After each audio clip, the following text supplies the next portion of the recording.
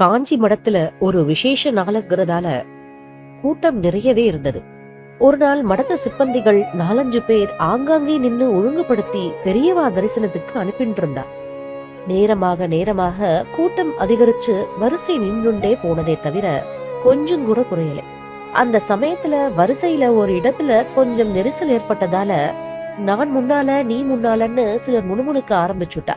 அதை பார்த்துட்டே இருந்த மடத்து சிப்பந்தி ஒருத்தருக்கு சுருன்னு கோபம் வந்துடுது. கசமுசன்னு கூச்சல் போட்டு இருந்த அவளை நெருங்கி சகட்ட மேனிக்கு திட்டி கண்டிச்சு சத்தம் போட ஆரம்பிச்சுட்டார். சட்டுன்னு அங்கே அமைதி நிலவினாலும் சிலர் மனசுக்குள்ளே கருக ஆரம்பிச்சா.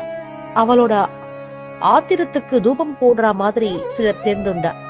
மடத்துல இருக்கிற அந்த சிப்பந்தி எப்பவுமே இப்படித்தான் சிடுசிடுன்னு விழுவார். பரமாச்சாரியார் பக்கத்திலேயே இருந்தும் கொஞ்சம் கூட பக்குவமே இல்லாம இருக்காரே.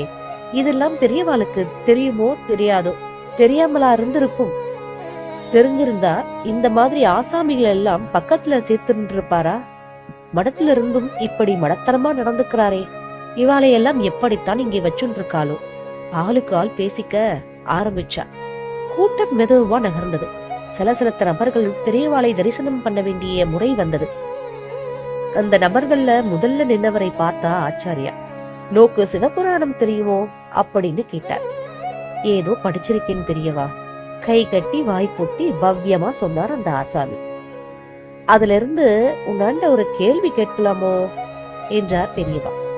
பெரியவா மன்னிக்கணும், எனக்கு புராணத்துல பாண்டத்தியம் எல்லாம் இல்லை, ஏதோ படிச்சிருக்கேன் அதனால் என்று இழுத்தார் அவர். ஒரே ஒரு சின்ன கேள்வி, பரமேஸ்வரனோட ஸ்வரூபம் எப்படி இருக்கும்னு தெரியுமோ, அதை சொன்னா போதும் என்றார் பெரியவா. மகேஸ்வரனோட வடிவங்கள்ல 3 பிரிவு இருக்கணும் புராணம் சொல்றது. ரூபம், அரூபம், ரூபாரூபம்னு என்று தயங்கி தயங்கி சொன்னவரை தடுத்தார் பெரியவா. அவ்வளவு டீப்பா எல்லாம் போக வேண்டாம். அவரோட ரூபத்துல என்னவெல்லாம் இருக்கும், இதெல்லாம் நீ பார்த்த சித்திரங்கள்ல நினைவுபடுத்தின்னு சொன்னாலே போதும் மென்மையா சொன்னார் பெரியவா. சதாசிவனோட சிரசுல கங்கை இருக்கும். அவரோட ஒரு கையில அக்னி, இன்னொரு கையில மான், மற்றொன்னுல மழு, அடுத்ததுல உடுக்கை, இப்படி எல்லாம் இருக்கும். இடையில புலித்தோலை உடுத்திட்டு இருப்பார். ஒவ்வொன்னா பட்டியல் போட்டார் அந்த ஆசாமி. பொறுமையா கேட்டு இருந்த பெரியவா, அவ்வளவுதானா, இன்னும் கொஞ்சம் யோசிச்சு பாரு அப்படின்னார்.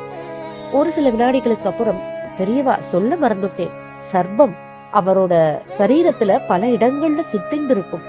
காலுக்கு கீழே அபஸ்மாரத்தை போட்டு மிதிச்சுண்டிருப்பார். பேய், பிசாசு, பூதகணங்கள் எல்லாம் அவர் பக்கத்துல சுத்தி நின்று இருக்கும்.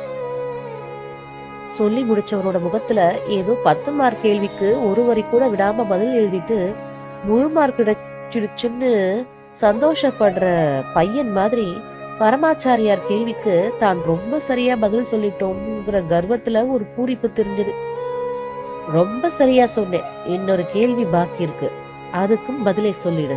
நீ இப்போ சொன்னியே, பாம்பு, அக்னி, அபஸ்மாரம், பேய், பிசாசு, பூதகணம், இதெல்லாம் எதுக்காக வேண்டி சுவாமி தனக்கு பக்கத்துல வச்சுருக்கார்? ஆச்சாரியா கேட்டதும் அப்படியே திகச்சு நின்றார் அந்த ஆசாமி. பொற்கிழி உனக்குத்தான்னு செண்பக பாண்டியன் சொன்னதும் பிரகாசமாக மாறின தர்மியோட முகம், உன் பாட்டுல பிழை இருக்குன்னு நக்கீரர் சொன்னதும் இருண்டா மாதிரி அவரோட முகம் சட்டுன்னு மங்கித்து. அப்படியே கையை கட்டிண்டு இறுக்கமா நின்றார். ஒரு நிமிஷம் கழிச்சு ஆச்சாரியாலே அதுக்கான காரணத்தை சொல்ல தொடங்கினார். அரவம், அபஸ்மாரம், அக்னி, இப்படி எல்லாமே ஆபத்தானதுகள். சர்ப்பத்தை விட்டா அது சகலரையும் கடிச்சு வச்சிடும். அக்னியை பத்தி சொல்லவே வேண்டாம், எல்லாமும் பஸ்மம் தான். அபஸ்மரம்ங்கிறது ஒரு மாதிரி மயக்கத்தை உண்டு பண்ணி எழுந்திருக்க விடாம செஞ்சிடும். இன்னும் பேய், பிசாசு, பூதங்களை பத்தி சொல்லவே வேண்டாம், அதெல்லாம் சுதந்திரமா விட்டா எல்லோருக்கும் ஹிம்சை பண்ணிடும். அதனாலதான் அதையெல்லாம் வெளியில எங்கேயும் போக விடாம தனக்கு பக்கத்திலேயே வச்சுருக்கார் பரமேஸ்வரன். இத்தனையும் தான் எங்கே போனாலும் கூடவே கூட்டிட்டு போறார். அதுகளோட தான் ஆடுறார், சஞ்சாரம் பண்றார். சனாகதிகள் மாதிரியான முனிவர்கள் கூட எப்பவும் அவர் கூடவே இருக்கிறது இல்லை. ஆனா துஷ்டர்களை எப்பவும் தன் கூடவே வச்சுண்டு கண்காணிச்சுண்டே இருக்கார். அப்படிப்பட்டவளை வெளியிலே விட்டு விடாம தன்னாண்டையே வச்சுக்கிறது தான் பரமேஸ்வரனோட கிருபை. புரிகிறதா? பரமேஸ்வரனோட மகிமையை மடத்து சிப்பந்தி ஒருத்தர் கோபப்பட்ட போது இப்படிப்பட்டவர்களை எதுக்காக மடத்துல வச்சுக்கணும்னு தான் புலம்பினதுக்கு பதிலை தான் பரமாச்சாரியா இப்படி மறைமுகமா சொல்றாருங்கிறது புரிஞ்சது அந்த ஆசாமிக்கு. ஜெய ஜெய சங்கர, ஹரஹர சங்கர.